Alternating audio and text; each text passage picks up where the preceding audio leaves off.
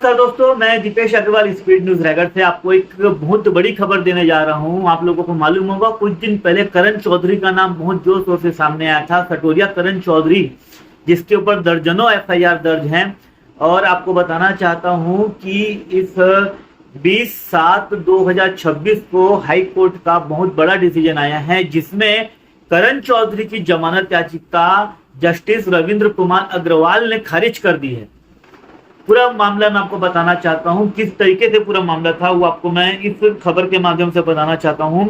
यह पूरा मामला 26 अप्रैल 2026 को जब रायगढ़ की पुलिस गश्त में थी तो उन्हें सूचना मिली कि कोष्टापारा खादी ग्राम उद्योग के पास में सोनू देवांगन नाम का व्यक्ति आईपीएल क्रिकेट सट्टा लाइन गुरु चलाता है और उस आईपीएल सट्टे का पूरा पैसा वो लेता है और गूगल पे के माध्यम से जसमीत बग्गा उर्फ गुड्डा सरदार को देता है।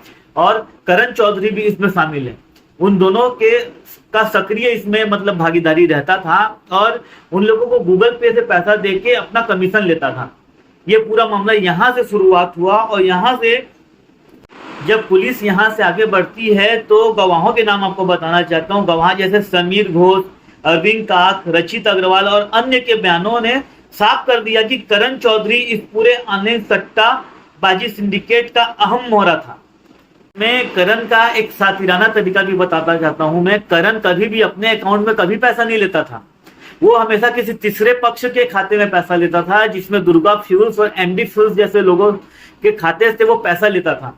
आज तक कभी अपने खाते से पैसा वो नहीं लेता था। ये जांच सामने आई है। को एक बात और बताना चाहता हूँ, करोड़ों का पैसा इसके पास से जब्ती किया गया था। करण चौधरी के बयान के मुताबिक सह आरोपी पुष्कर अग्रवाल के पास से तकरीबन 1,02,60,300 रुपए नगद, नोट गिनने की मशीन और मोबाइल फोन भी बरामद किए गए थे। अदालत ने अपना कड़ा रुख अपनाते हुए ये भी बताया है कि करण चौधरी के नाम पे जुए के अलावा और अन्य 19 आपराधिक रिकॉर्ड भी हैं। ये न्यायालय ने कमिटमेंट किया है। इसमें मैं आपको बता रहा हूं, आपराधिक इतिहास। अदालत ने अपने फैसले में इस बात पर भी कड़ा रुख अपनाया कि आरोपी करण चौधरी के खिलाफ जुए के मामलों समेत कुल 19 आपराधिक मामले दर्ज हैं। बचाव पक्ष के वकील ने कोर्ट को दलीलें दी कि करण चौधरी एक ट्रांसपोर्टर है, उसे फर्जी मामले में फंसाया जा रहा है और उसके मोबाइल के डेटा से भी कुछ बरामद नहीं हुआ है। लेकिन न्यायालय ने सीधे तरीके से उनकी पूरी दलीलों को खारिज कर दिया। अंत में न्यायालय ने कमिटमेंट किया कि आरोपों की प्रकृति और गंभीरता, जांच के दौरान इकट्ठा किए गए शुरुआती सबूतों, जांच के चरण, अपराध के कथित संगठित स्वरूप, आवेदक के आपराधिक इतिहास को ध्यान में रखते हुए और अभियोजन पक्ष के मामले में खूबियों पर कोई राय व्यक्त किए बिना यह अदालत इस चरण पर आवेदक को जमानत का लाभ देने के पक्ष में नहीं है। और जस्टिस रविंद्र कुमार अग्रवाल ने सीधे तरीके से उसकी जमानत याचिका खारिज कर दी। लिहाजा कोर्ट ने करण चौधरी की जमानत याचिका खारिज कर दी है और अब पुलिस इस पूरे मामले की जांच पड़ताल कर रही है। मनी टोल और डिजिटल साक्ष्य सब सबूत और इकट्ठा किया जा रहा है। मैं आपको यहाँ पर एक जानकारी और देना चाहता हूँ दोस्तों कि रायगढ़ में इस समय जो अधिकारी आए हैं, आईपीएस शशि मोहन सिंह, उनकी जितनी भी मतलब प्रशंसा की जाए वो कम है। आज तक के इतिहास में कभी भी इस तरीके का प्रकरण और कभी भी इस तरीके की जांच और कभी भी इस तरीके की कार्रवाई देखने को नहीं मिली है। पहली बार ऐसी कार्रवाई देखने को मिल रही है कि अपराधियों को हाई कोर्ट से भी जमानत नहीं मिल रही है। वरना इसी करण चौधरी की एफआईआर दर्ज होने के बाद लोग बाहर में डींगे झाड़ रहे थे कि यहां से जमानत नहीं मिली तो क्या हुआ, हाई कोर्ट से जमानत करके ले आएंगे। उन लोगों के चेहरे पे तमाचा है जो ऐसा बोलते थे। तो मैं इतनी अच्छी कार्रवाई हुई है उसके लिए बहुत मतलब तारीफ करनी चाहिए पुलिस डिपार्टमेंट की और प्रशासन की। और मैं एक चीज आपको बताना चाहता हूं, इसकी जमानत कराने में एड़ी चोटी लगा दी गई थी। साम दाम दंड भेद सब लगाया गया था। और आपको बताना चाहता हूं, छत्तीसगढ़ के टॉप 10 में जो अधिवक्ता गण आते हैं, वैसे टॉप 10 में सबसे बड़े एडवोकेट को खड़ा किया गया था करण की जमानत, मतलब करण की जमानत और बेल दिलाने के लिए। लेकिन बोलते हैं ना, न्याय कहीं ना कहीं मिलता है, यहां नहीं तो वहां। ये कहानी यहां साबित होती है कि अगर कोई आदमी अपराधी है और अन्याय कर रहा है तो देर सवेर ऊपर वाला देखता है। और इस मामले में यही चीज सामने आई है कि आज उन लोगों को न्याय मिला है जो करण चौधरी से प्रताड़ित थे। मैं याद दिलाना चाहता हूं, मयंक मित्तल जिसने सुसाइड किया था, करण चौधरी के कारण ही उसने सुसाइड किया था।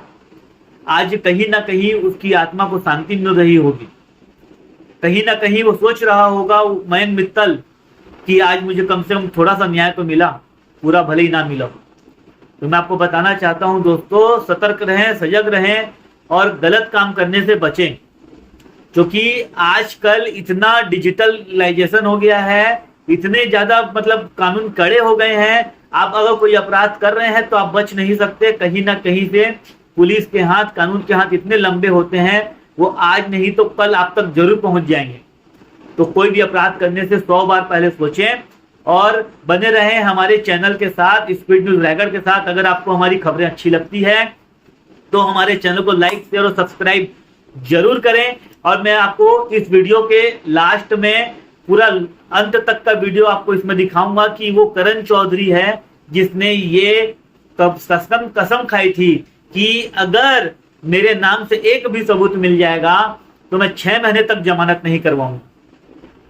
और देखिए, अभी मात्र 70 दिन ही हुआ है, मात्र 70 दिन हुआ है उस अंदर गए और जमानत धगाधक लगा रहे हैं। लोअर कोर्ट में लगाया, डीजे कोर्ट में लगाया और हाई कोर्ट में भी लगा दिया, वहां से भी उसकी जमानत खारिज हो गई। मैं एक बात और बोलना चाहता हूं, आज भी कई लोग ऐसे हैं जो करण चौधरी का सपोर्ट करते हैं और उसे समर्थन देते हैं और ये बोलते हैं कि उसे फंसाया गया है। अगर मान लीजिए उसे फंसाया गया होता तो 3-3, 4-4 कोर्टों में जब ट्रायल हुआ, लोअर कोर्ट में हुआ जमानत के लिए, डीजे कोर्ट में हुआ और हाई कोर्ट में भी जब हुआ, तो उसे जमानत क्यों नहीं मिल रही है? अगर उसे फंसाया गया होता तो कहीं ना कहीं तो कोई लूप होल मिलता, कुछ तो होता जिससे वो बच जाए। तो दोस्तों, कभी भी अन्याय का साथ मत दें। हो सकता है कि अगली बार ये आपकी हो और आपके साथ भी कुछ गलत हो जाए। तो अपराधियों को सपोर्ट ना करें। मैं उन तमाम समाज सेवियों को भी बोलना चाहता हूं कि अपराधियों को सपोर्ट ना करें। करण चौधरी आज इतने हाई लेवल में पहुंच गया था, बड़े बड़े नेताओं के साथ में उसका फोटो था, वीडियो था, नेता उसके कंधे में चढ़ के डांस कर रहे थे, बड़े बड़े नेता उसके कंधों में चढ़ के डांस कर रहे थे। तो ऐसे लोगों को भी मैं बोलना चाहता हूं कि आपके भी पाप का घड़ा भर चुका है, अब वो भी बहुत जल्द फूटने वाला है। सावधान रहें, सतर्क रहें। जय हिंद, जय भारत, जय छत्तीसगढ़। आज से कोई भी अगर प्रूफ आ जाती है तो मैं खुद ये बोलना चाहता हूं कि मैं जिस दिन पुलिस जेल भेजेगी मैं अपना बेल 6 महीने तक बेल भी नहीं लगाऊंगा कोर्ट में। मैं इतनी बड़ी दावा कर सकता हूं। पर कोई अगर सुधरना चाह रहा है तो मेरा पुलिस से निवेदन है कि आप उसको सुधरने का मौका दें। आपने जसपुर में रहते हुए भी बहुत लोगों को सुधारा है, कई लोगों को सुधार के अच्छे जीवन में लाया है। तो माननीय अधीक्षक महोदय, मेरा निवेदन है आपसे, अगर कोई आप सुधार रहे हैं तो कैसे इसे धर दबोचा है। 6 आरोपियों को गिरफ्तार किया गया था और उनके पास से जो हमें सबूत मिले थे, डिजिटल एविडेंसेस मिले थे,